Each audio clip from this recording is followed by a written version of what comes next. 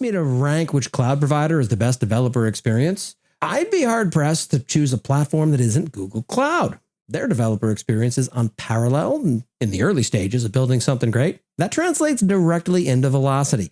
Try it yourself with the Google for Startups Cloud program over at cloud.google.com/startup. It'll give you up to $100,000 a year for each of the first 2 years in Google Cloud credits for companies that range from bootstrapped all the way on up to Series A. Go build something and then tell me about it. My thanks to Google Cloud for sponsoring this ridiculous podcast.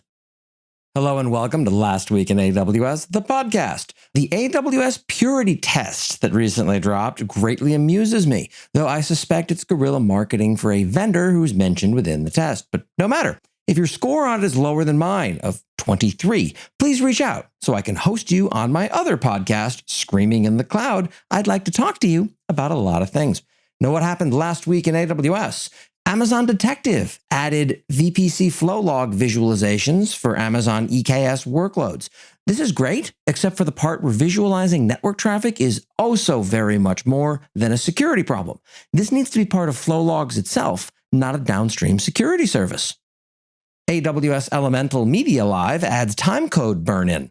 Meanwhile, with layoffs, and if you're impacted, please let me know if I can help, combined with Forte season wrapping up, AWS is also adding to employee burnout.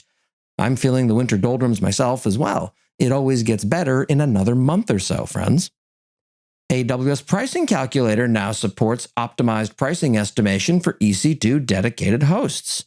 I wish that the pricing calculator's ergonomics worked out better for much more rapid estimation of generally sized workloads.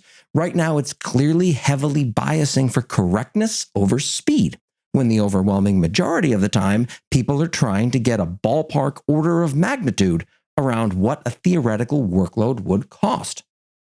Announcing Porting Advisor for Graviton. I'm somewhat skeptical of this thing's utility since all of its supported languages are 95% of the time trivial to port to ARM, but okay. I'm more skeptical of the decision to not include a packaged release, opting instead to have users jump through a bunch of Python commands and build scripts themselves. Now open, AWS Asia Pacific Melbourne region in Australia. AP Southeast 4 has arrived to once again destroy several of your management bash scripts that weren't expecting a fourth region in that geo. Amazon OpenSearch Serverless is now generally available. If your version of Serverless includes scales down to the low price of $700 per month per instance at minimum, then you're going to love this thing.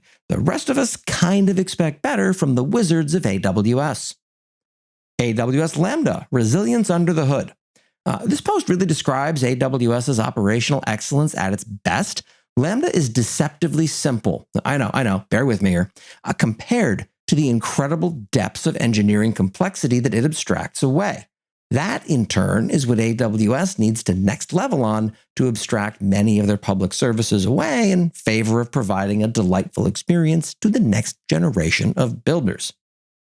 Full text search is hard. Consider TypeSense. Imagine if Algolia were open source, or OpenSearch if it didn't suck. I assure you I was skeptical as well, but I have poked around and it actually does what it says on the tin.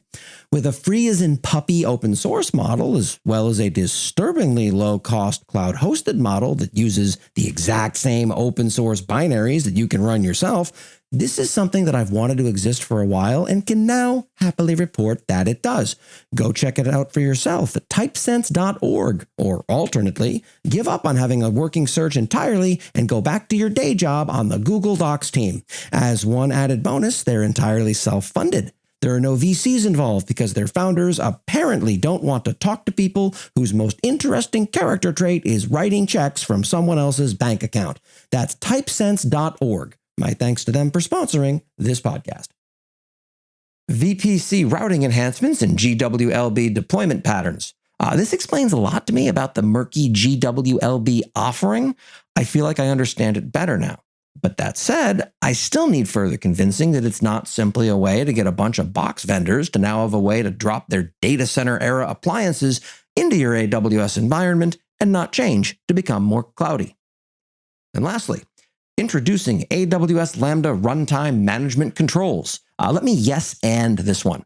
I like the granularity and the control very much. But that said, I would love an option to automatically update the Lambda runtime from, say, Python 3.8 to 3.9. Yes, there may be breaking changes, but I'd prefer to find and fix those as opposed to my current problem of I have over 200 Lambda functions scattered throughout my accounts, and I forget where I stuffed most of the CDK, serverless framework, CloudFormation, Terraform, and ClickOps stacks that created some of them.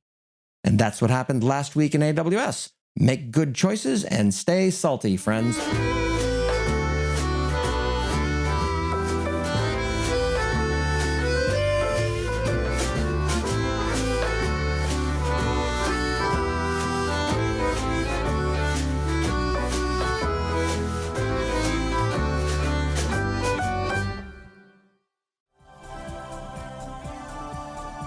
This has been a Humble Pod production.